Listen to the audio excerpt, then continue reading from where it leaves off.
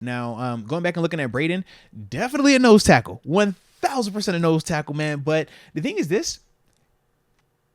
The consistency is going to be his big question. And that's been, the issue with him throughout these first couple of seasons. He flashes. He has moments where you see the hand usage. He has moments where you can see him be disruptive. But the consistency hasn't always been there. And at this level, you got to do it just on a more consistent basis. But I do feel like him coming in here does at least give us a legitimate nose tackle option.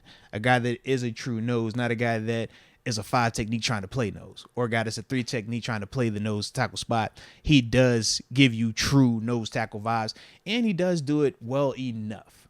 But to me, he's one of those dudes, I just feel like you got to coach him.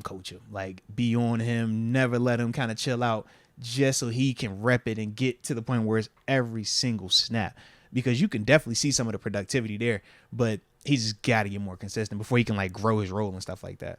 Baldinger was saying on Twitter, once they started playing him a little bit more last year, out in LA, their run stopping got better. No, so you can see it. Like, his hand placement, pad level, his ability to lock down his gap, but then at the same time, when stuff is coming out of his gap, he still was strong enough and fundamentally sound enough to disengage or cross-face the blockers and stuff like that. That is good. I also thought that the linebacking play, though, wasn't always the best in terms of, like, how the Chargers would read certain things.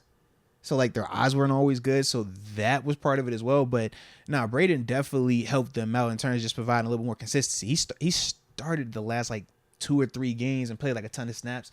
And you would see, like I said, when he was out there versus the run, it did look productive. And that's the part where you're feeling at least good enough that we've seen him do it in stadium. So even if this is just a depth piece that's going to compete in camp, this is, once again, somebody that has NFL starts. When we're talking about our depth pieces, the second guy or potentially a third guy having starts in the NFL, that is good. That means that you have top to bottom what you're looking for, and it's a competitive roster. And he's got a unique skill set that it doesn't seem like we have. Very Montravius true. has been our D tackle, nose tackle, but he's not as big as this guy. Montravius, and then we got the Jonathan Marshall guy sitting in the wings. I don't know. He might be good, though. He might be good.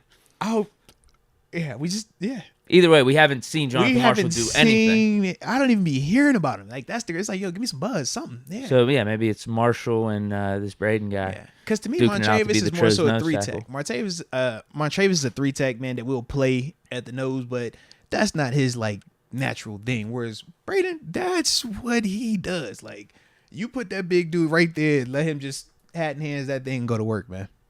Again, I don't think anyone can be complaining about this. 1-year deal. Like, I like it. I said upside, he could be our next Tyson. Okay, yeah, I can see that. Play 30, 40%, knows his role. He's that nose tackle in our 3-4. Get him out there to stop the run, which was perfect for what we needed out of Tyson whenever we had him. And that was Especially when he was healthy. That was some of Tyson's best years in his whole career. So we get that. I mean, we already got a Cam and Ogunjobi, so we don't need this dude in there for like nickel or passing downs. Because that's not his game. Yeah, that's not his. But if you talking about just truly just nose tackle, disrupt, do that type of stuff, man, keep them backers clean, he's more than capable of doing that, man. That's his upside. Yeah. So we signed him to this 1-year deal. I'm assuming the number's not going to be big. Definitely not big, yeah. And the downside is, I don't know, he just competes with Montravius. Maybe we cut him. Yeah.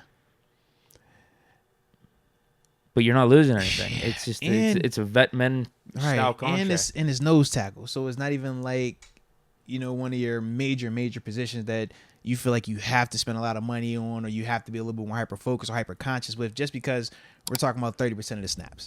And that's the other dynamic with it. So with that, yeah, man, shout out to Breiden.